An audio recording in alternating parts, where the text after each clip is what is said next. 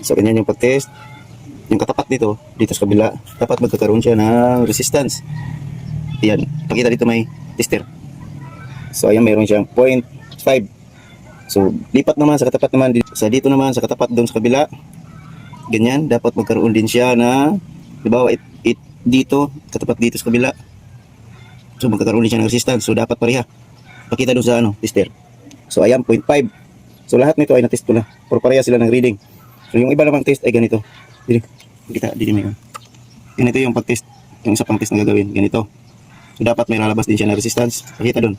Tester. Pakita tester. So ayan, mayroon siyang 0.3. So iti-test diyan bawat katabi. Lipat naman sa katabi. Dapat pareha din yung lalabas. 0.3, 0.2, 0.1. Okay yan. 0.3, ayan, may 0.3. Minsan yan 0.1. So ayan, tinest ko na yan. Good sila lahat. Tapos yung isa pang test na gagawin, kung hindi shorted, i-sit natin sa continuity. Sit natin sa continuity. Dapat hindi ito. Dapat wala tong continuity papunta dito at saka dito. So ayan, open line lang siya. Open line lang, walang continuity. Pag nag-beep to, kung may lumabas dyan, karoon ng continuity papunta dito. So ibig sabihin, short na yung armature. Short na yung windings. So ito yan, open line lang siya.